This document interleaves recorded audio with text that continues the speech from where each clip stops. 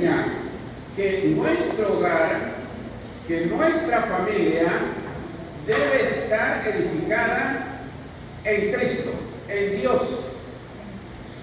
Porque el texto sagrado dice, si Jehová no edificara la casa. Hay muchas casas que están en este mundo. Casa es sinónimo de familia. Casa es sinónimo de hogar.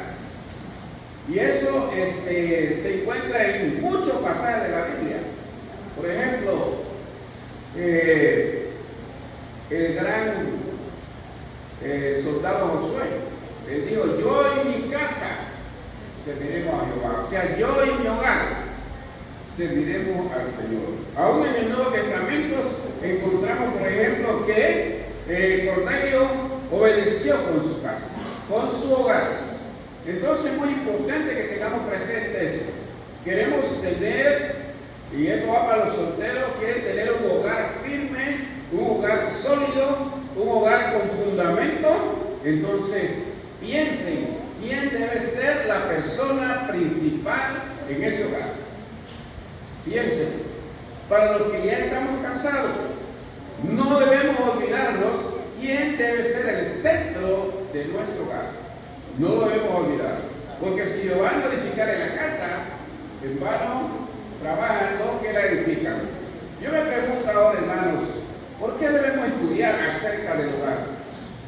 Bueno, esta es una clase o un sermón que nos va a ayudar a nosotros a entender que el hogar es una parte importante en los planes de nuestro Dios.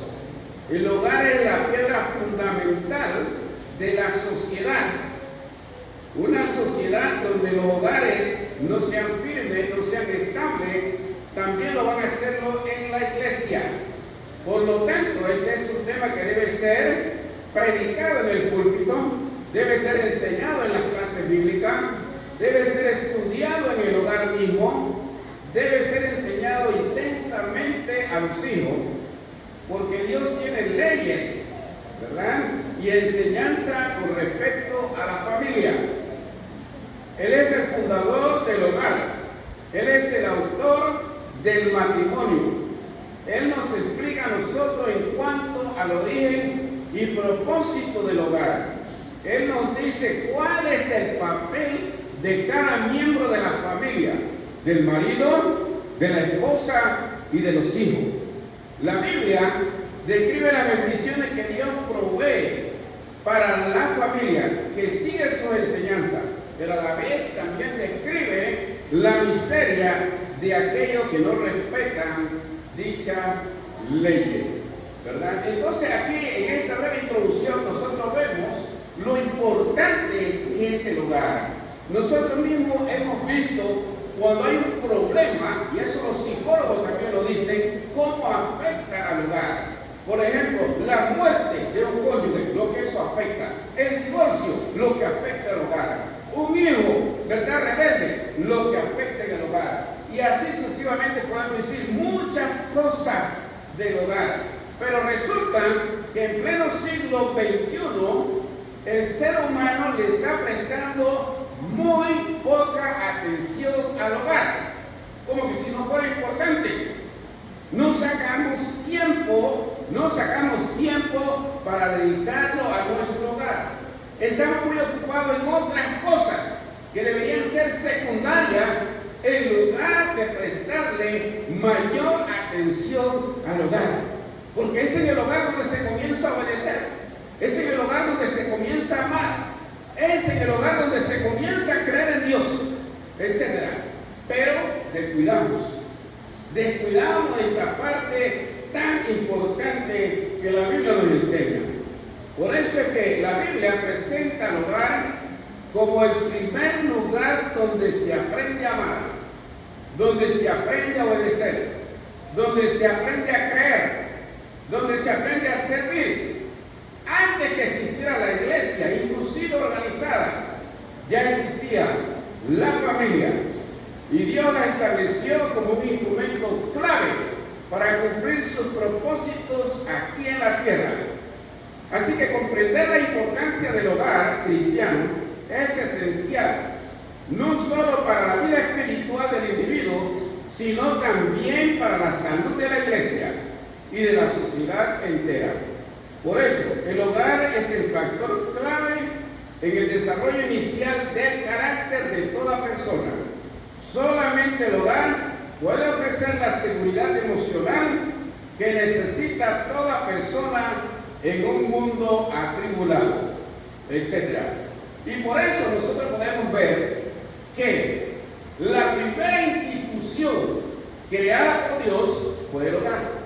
De eso podemos leer en Génesis capítulo 2, vayamos a ese texto sagrado, ¿verdad? Génesis capítulo 2, los versos 22 al 24.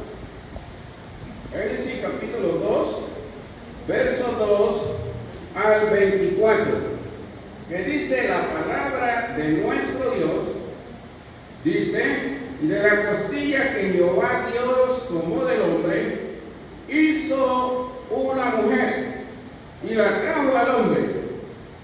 Dijo entonces Adán: eso es ahora hueso de mi hueso y carne de mi carne. Esta será llamada varona, porque del varón fue tomada. Por tanto, dejará el hombre a su padre y a su madre, y se unirá a su mujer, y serán una sola carne. Si miramos el contexto de estos versículos, porque a veces es importante mirar el contexto para no errar en cuanto a la interpretación de la Escritura, cuando se toca un tema específico. Si miramos el contexto, vemos que Dios había dicho: no es bueno que el hombre esté solo, le haré ayuda idónea. Y quiero subrayar esa palabra, y quiero que no se lo olvide esa palabra. Y las hermanas que están aquí deben prestar mucha atención a esta palabra, que dijo el Creador, no Esteban, no Leonardo, no ninguno de los predicadores aquí, ¿verdad? Dijo Dios: le haré ayuda idónea. Miren, no dijo le haré cabeza, no, de el hogar, sino que Dios dijo: le haré ayuda idónea. Ese mismo contexto, si lo vamos viendo, dice la palabra de Dios que se encontraron parejas para todos los seres que Dios había creado, de todas las especies, ya fuera animal, ya fuera aves, pero para el hombre no se encontró. Y Dios no se quedó cruzado de brazos, pensando e indagando qué voy a hacer. No, sino que tomó acción, vio que hacía falta algo. Inmediatamente Él va a llenar ese algo que hace falta. Y por eso dijo el Creador: le haré ayuda idónea. Y fue el primer cirujano aquí en el verso que hemos leído, porque dice que de la costilla, o sea, el texto hebreo dice del costado. Del costado Dios trabajó fuertemente sus manos. Fíjense que en ninguna de las otras cosas creadas Dios usó sus manos como cuando lo hizo en cuanto a la creación del ser humano, tanto del hombre como de la mujer. Sus manos amorosas sirvieron para crear, en este caso, a tanto al hombre como a la mujer. Por eso dice el texto sagrado que le dio a Adán un sueño profundo. Dios hizo eso. Y una vez que está en el sueño profundo, Dios comienza a trabajar. Y al crear la mujer, dice la palabra de Dios, que asumió el papel de un padre cuando va a entregar a su hija en matrimonio. Por eso el texto sagrado dice: y la trajo a Adán. Y la trajo a Adán como un verdadero padre. Un padre que conoce su deber, un padre que sabe su responsabilidad, ¿verdad? Entonces va a entregar a su hija. En este caso, Dios va a entregar a Eva a Adán. ¿Y qué dijo Adán? Este es ahora hueso de mis huesos. La pudo identificar como parte de él y será llamada varona porque del varón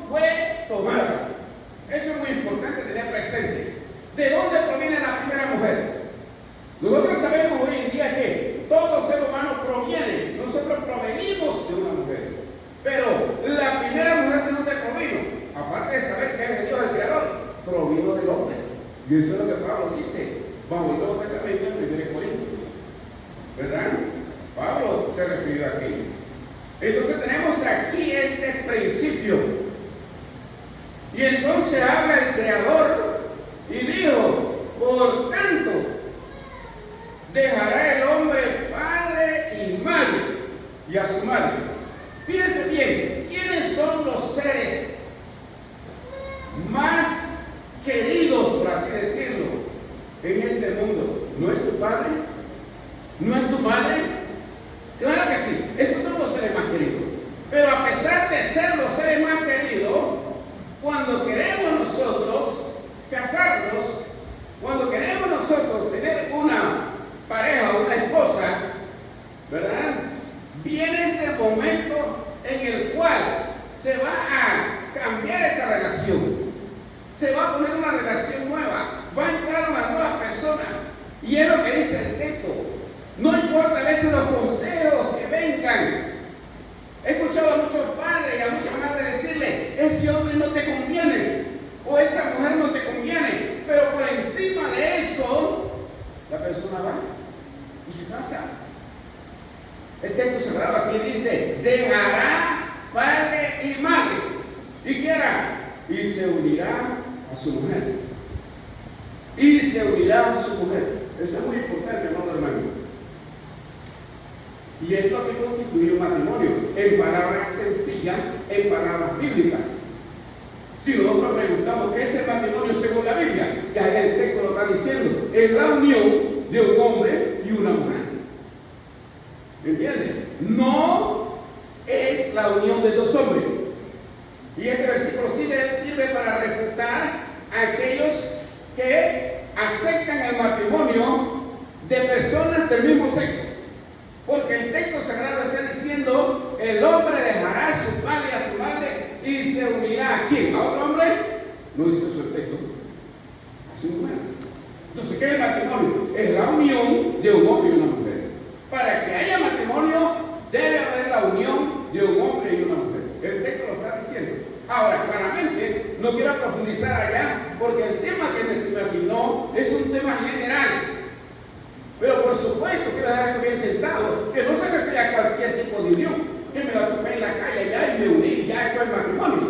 No. Es una unión legal, es una unión formal, es una unión de personas maduras, es una unión de personas que saben hacer pacto, etc.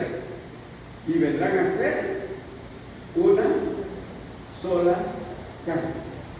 Y es la unidad, no se complementa aquí, ¿verdad? Vendrán a ser una sola carne. Así que la familia, por eso es que necesitamos nosotros poner mucho empeño, ¿verdad? Poner mucho empeño en la familia, tratar de fortalecer los lazos familiares, los lazos del matrimonio. Debemos fortalecerlo, ¿verdad? A través de, qué sé yo, un convivio, una organización. También lo podemos relacionarnos con la palabra de Dios, ¿verdad? Porque, como dijo Jesús, ¿quién no quiere tener un hogar firme y estable, hermano? Pregunto, ¿quién no quiere tener un hogar firme y estable? Y más hoy en día, en la condición que estamos viendo la sociedad. Pero ¿qué debo yo hacer para tener un hogar firme y estable? Bueno, Jesús debe ser el principal protagonista para que haya un matrimonio firme, un hogar firme. Y debe estar cimentado o fundado en Dios y en su palabra. Teniendo en mente el primer texto que leímos. Si Jehová no edificare la casa, en vano trabajan los que la edifican. Fíjense bien. Pero Jesús arrojó mucha más luz en el Nuevo Testamento, en Mateo 7. Vayamos a ese texto. Jesús dijo en Mateo 7, y me gusta este micrófono, hermano, porque me permite caminar menos. Yo soy los predicadores que no me gusta andar caminando, porque después los mareo. Y así el micrófono estable me permite estar más concentrado, ¿verdad? Aquí en Mateo 7, esta parte que le voy a decir, es la conclusión conclusión, escuche bien, es la conclusión de lo que se conoce como el Sermón del Monte. El Sermón del Monte comienza en el capítulo 5, donde Jesús habló primero de las bienaventuranzas, donde Él nos habló de la sal, donde nos habló de las puertas, donde nos habló de la ley, donde nos habló de muchas cosas. Pero ahora, terminando, Él nos dice una gran verdad a nosotros. Y el texto sagrado dice, Mateo 7:24, cualquiera pues que no oye estas palabras y las hace, le compararé a un hombre prudente que edificó su casa sobre la roca. Descendieron lluvia, dice, y vinieron ríos, y soplaron viento, y golpearon contra aquella casa, y no cayó porque estaba fundada sobre la roca. Pero cualquiera que me oye estas palabras y no las hace, le compararé a un hombre insensato que edificó su casa sobre la arena. Descendieron lluvia, vinieron ríos, soplaron viento y dieron con ímpetu contra aquella casa, y no cayó, y fue grande su ruina, etcétera, etcétera. Vamos a tratar de extraerle del texto algunas verdades que podemos nosotros aplicar al siglo XXI. Y esa verdad es que los vientos siguen soplando en los hogares. Los huracanes y los torbellinos siguen soplando. Usted escucha hogares con peleas, incluso hogares cristianos. Usted lo escucha discutiendo, y vamos a la iglesia y cantamos y adoramos y tomamos la cena y ofrendamos. Pero a veces nuestro hogar pareciera más bien una pelea entre Estados Unidos e Irán. ¿Me está entendiendo? Y eso es importante que usted lo entienda. Por eso me gustó cuando el hermano oró y el hermano pasó aquí adelante, que venga hoy una enseñanza que nosotros podamos entender. Porque cuando usted entiende, usted va a poner en práctica lo que usted ha entendido. Si no entiende, entonces hay un problema. Hay un problema. Y es lo que dice el texto sagrado aquí. Jesús dice en este pasaje de la Biblia, y es aquí donde yo reto, es aquí donde yo desafío a aquellos que nos llamamos cristianos. Me llama cristiano. Como dijo Santiago, muestra por tu buena conducta tus obras en sabia mansedumbre. Pero si tenéis celos amargos y contención en vuestro corazón, dijo Santiago, ¿cómo crees que obra la justicia de Dios en ti? Y es lo que podemos ver. Jesús está hablando, Jesús está diciendo, Jesús está concluyendo ante una audiencia de más de 5,000 personas. Él no está predicando ante una audiencia pequeña como la que tenemos ahora mismo aquí. Él está predicando en el Sermón del Monte. El púlpito era ahí el llano. Y él está diciendo, el que me oye estas palabras y las hace. No el que oye estas palabras y se vuelve olvidadizo. No. El que oye estas palabras y las hace, le compararé a un hombre prudente que edificó su casa sobre la roca. En ese contexto, la roca es la persona de Jesús. En ese contexto, la roca es la enseñanza, la doctrina de Cristo. Cuando yo me apego a la doctrina de Cristo, cuando en el hogar nos apegamos a la doctrina de Cristo, van a desaparecer muchas cosas. Van a desaparecer muchas cosas. A mí me ha ayudado mucho en mi matrimonio. Si usted lo suma matemáticamente, ya lleva un par de años. 1981. Me casé. Si usted suma eso, le va a dar buen número para hoy en día. Y una de las cosas que traté, y aquí está mi esposa que me deja no mentir, fue tratar de enseñarle a los estudiantes de la risa en la escuela bíblica cuando les enseño esta es una verdad. Y la verdad hay que comunicarla, la verdad hay que decirla. Le traté de implantar en ella lo que dice la Biblia, pero con buena manera, sin pelea, ¿verdad? Así en una mesa. Y cuando yo le digo esto, hasta las cosas íntimas. Porque hoy en día el hombre se queja y que la señora no quiere vivir conmigo. ¿Cómo que no quiere vivir contigo? No has enseñado lo que es pecado. ¿Y qué es pecado? Infracción de la ley de Dios. ¿Y qué dice la ley de Dios en cuanto a la relación? La mujer no tiene potestad sobre su propio cuerpo. ¿Quién lo dice? ¿Quién lo dice? Lo dice Dios. ¿Dónde? 1 Corintios 7. Lo mismo el hombre. No, que hoy en día se inventan muchas cosas y damos vuelta y pelea y todo. Pero Dios lo está diciendo ahí. La pregunta es, ¿lo entiendo yo? Como cuando yo le cito al sectario y le digo, la mujer no puede predicar. ¿Él lo puede leerlo o no lo puede leer? Él lo lee. Ahora acá, ¿lo entiende él? ¿Ama a Dios y lo quiere poner en práctica? ¿O él quiere seguir en su terquedad? Eso va a depender de nosotros. Eso va a depender del ser humano. Pero la verdad está plasmada aquí en la Escritura. Por eso dice Jesús en este hermoso texto: cualquiera que me oye, le compararé a un hombre prudente que edificó su casa sobre la roca. Esa persona absorbía, esa persona veía esa palabra de Jesús y deseaba ponerla en práctica. Yo sé que aquí en esta hora hay hermanos. Yo sé que en esta hora hay personas que desean escuchar la palabra de Cristo para ponerla en práctica.